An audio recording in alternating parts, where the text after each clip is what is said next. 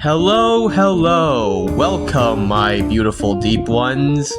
Welcome to my channel. And today, or tonight, I'll be covering Literary Who. Someone that I briefly covered when responding to his terribly dissected Nyarlathotep video, which I will be remaking. So this will be a multi-part series where I hopefully respond to all of his Lovecraft videos, because they're all shit. But anyway, the first video I'll be responding in this series is his Cthulhu dissection. Oh boy. But enough with introductions. Let's get on to this video. Is Cthulhu big strong? Well, let's find out. But first, I want to tell you his backstory. So, Cthulhu is one of the other gods.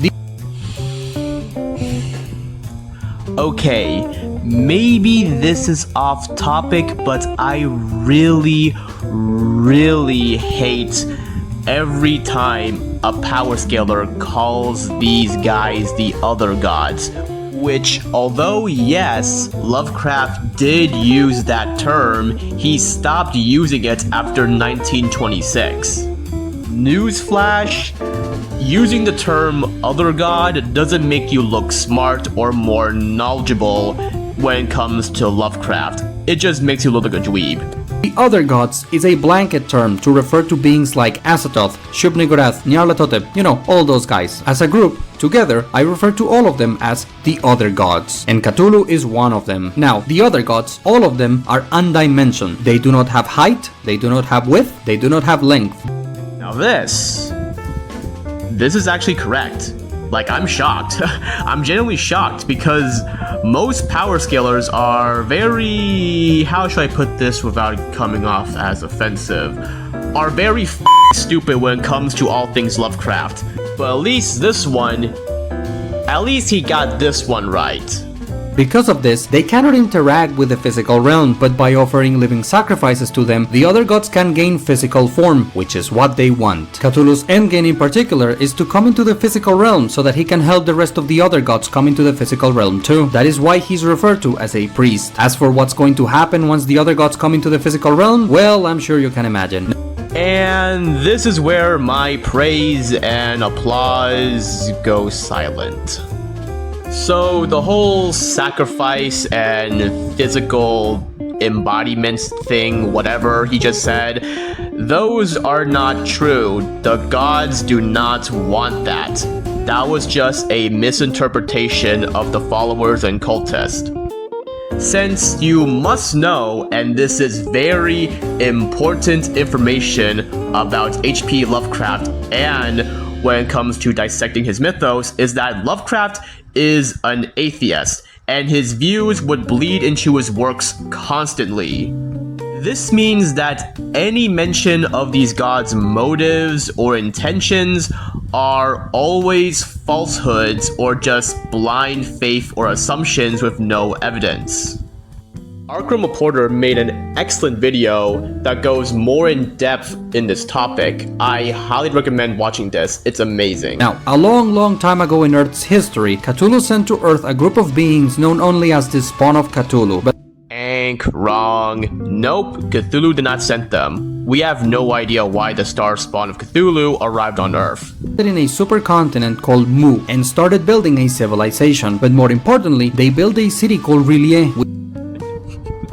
No fucking way, bro. No fucking way you got this wrong. No. Okay, I know that English is not your first language, but I mean, come on. Come on, man. Come on. So, to anyone who hasn't read the story Out of the Eons, the Star Spawn never arrived in Mu. In fact, the only aliens that arrived in Mu were the Yuggoth spawn, or the native inhabitants of Yuggoth before the Migo. It's a whole thing, okay?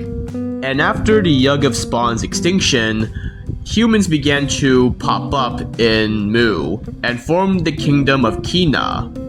In the entirety of the story, it never once mentioned Cthulhu or any other species that resembles an octopus. So this whole claim that the Starspawn arrived in Mu is a complete asshole. You made that up. Here's something you need to know. In Lovecraftian mythos, humans are not the only life forms in the universe. There are aliens almost everywhere. There are even aliens living on the moon. Why is this even here? Because everyone knows that Lovecraft would add aliens to his stories. When the Cthulians landed on Earth, humans were not a thing yet. Instead, the planet was populated by two groups of beings. Well, actually, there were more than 2 alien races living on Earth, but for this video, only 2 of them are relevant. Why are the Migo here? Because they arrived after Early Days sunk. As for the other 2, the great race of Yif have fought the Elder Things and also reptilian and octopi invaders. Whether or not these octopi invaders are the Starspawn is unclear, but it's likely. As for the Cananians, this is where it gets rather confusing and contradictory. So, the Cananians claim that they are ancestors of humans in the mound. But that claim completely contradicts what happens at the Mountains of Madness, where it says that the Shoggoths are the ancestors of all life on Earth, including humans. Which makes the Cananians rather questionable at best. It's worth mentioning that Lovecraft wasn't the most consistent with his fiction. And even then, he didn't take his stuff seriously, like he would openly mock and make fun of his own creations. And those are a super advanced alien race referred to as the Elder Things and the Atlanteans, the people from the mythological Atlantis. Now, hold up, what? Atlantis? Where do you get that? when the Cthulians got to Earth, they went to war with these 2 groups. The Cthulians were here to sacrifice people to Cthulhu after all, but oh, that's where you got it. That story. So, background on the strange house in the mist. It was written back in 1926, and wasn't published until 1931. So, how is this important or relevant? It's because back in 1926 and before, Lovecraft was still testing the waters and still experimenting with his ideas. And he would often completely disregard the ideas that were written in this era of his writing career, such as Nyarlathotep being at the center of the earth, as well as Nodens. Yeah, Nodens is retconned. Sorry, Noden fans, if you exist, I guess. As for the Atlantis idea, well, Atlantis was only mentioned in passing by Lovecraft and never served a huge role at all. But even if Lovecraft didn't scrap this whole Atlantis war idea, they weren't fighting the Starspawn, and it's not even confirmed if this war even happened, as it is just a rumor. As for the whole sacrificing stuff to Cthulhu, you made that up. Like, it was never stated in At the Mountains of Madness. it turns out that the Elder Things were too powerful because they were too advanced. Fun fact. Bullshit! The Starspawn were mostly victorious. They won more battles. This war ended in a peace treaty. In this treaty, the Elder Things get to keep their Antarctica colony, and the Starspawn get the rest of Earth. And shortly after, the Starspawn and Cthulhu fell into a death-like slumber. It is not confirmed if this death-like slumber was induced by the Elder Things. However, it is very unlikely, as this death-like slumber was only mentioned briefly by the Elder Things. Back in Lovecraftian mythos, magic and science are the same thing, so that is the most stupidest thing I have ever heard in a long time.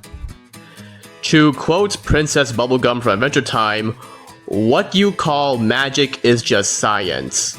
the Elder Things were basically space wizards. Anyway, No! They were imperialistic warmongers that committed mass omnicide. then the Cthulians focused their efforts on the Atlanteans. Here, the Olympian gods intervene and sink the entire continent of Mu, sending the city R'lyeh to the bottom of the sea. Yeah. Do I have to explain this again? Like I said before, the star spawn did not arrive at Mu, and when Mu sunk, there were already humans on it, but yet you claim that when the star spawn arrived at Mu, there were no humans. So what you're saying is completely contradictory. And also, this Atlantean war probably didn't happen, and if it did happen, they weren't fighting the star spawn. In case you didn't know, surprise, the Olympian gods of Greek mythology exist in the Lovecraftian mythos. Nope, they do not at all. It's more likely that the great old ones inspired the myths of these human gods. A good example is Yig and Quetzalcoatl. And besides, Lovecraft hated using real-life religions, folklores, and myths in his fiction, calling the practice childish. Now, with the sinking of Mu, the Cthulhians were going to die, but Cthulhu uses his magical powers and casts a spell that saves all of the Cthulhians inside of Rillier. What? What? Are you that stupid? That passage that you just showed was talking about the great old ones, not the star spawn. Dumbass. Also, the whole drowning star spawn thing, you made that up. And they remain there in some kind of hibernation state. The promise then is, once Cthulhu has been brought into the physical realm, he will awake the Cthulhians once more. Like how I said earlier, that passage wasn't talking about the star spawn. It was talking about the great old ones, if you actually read the full passage. This is just at the time when Webcam Parrot confused the old ones for the great ones in the Dunwich Horror. Like, this is complete madness. This is madness. After losing Rillier, the other gods retaliate against the Olympians and sink Atlantis. But read the passage again. This passage isn't talking about Atlantis. It is talking about Kenyan. Now Cthulhu has a bit of a problem. The city he needs and the people who were working for him are now inaccessible. Luckily and conveniently for Cthulhu, Rillier will rise to the surface when the stars are aligned, because magic. So now all he needs are new employees, and would you look at that, it just so happens that the Elder Things just created all life on Earth, including humanity. So using his psychic powers, Cthulhu communicates with humanity, and he's like, "Hey humans, would you like to be gods?" Humanity then makes a deal with the other gods grant humanity godlike power, and in return, all humanity needs to do is perform living sacrifices to the other gods a couple of times a year, and when Rillier rises to the surface, humanity just has to ramp up the sacrifices. Then Cthulhu's gonna walk on Earth, and everything is going to go according to plan. Alright, let me break it down to you. First point, star spawn, sleeping in Rillier, not true, false, complete other garbage, bullshit. This whole storyline of Cthulhu needing his star spawn to do whatever in Rillier was never stated or shown in any of Lovecraft's works. This is complete fanfiction. You made this shit up. As for the second point, I'll give you that. That is true. Rillier would periodically rise to the surface when the stars are right. Whatever that means. As for the last point, this is where you just sound like a crazed cultist. Cthulhu talking to humans is not true. That is just misinterpretations of Cultist. And these so-called calls or communications are just side effects of Riller's periodic rising. Because these gods don't care about humans, they are completely indifferent to us. And don't get me started on the great old ones offering godlike powers to humans. That is... oh my god, how can I explain how absolutely shit and stupid that claim is?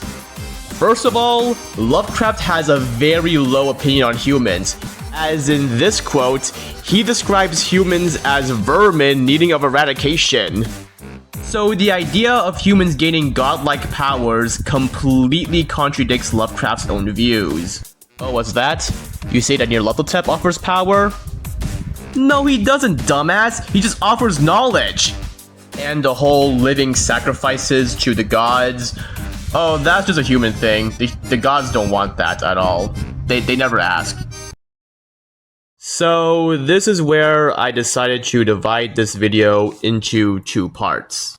Because originally, this video was around half an hour long, so I don't want to make super long videos, okay? Now, since we reached the end of this video, I'd like to give my honest opinions about Literary Who and his dissection about the mythos without any exaggerated character. So, no more rude insults and swearing from this point forward, of this video and of this part. At the end of the day, Literary Who was just having fun. It's just that his dissection about Lovecraft's works is rather skewed and crooked, such as ignoring these fundamentals of the mythos and its structure, as listed here by me. So, hope you all enjoyed this video, or maybe you didn't, and stay tuned for part 2.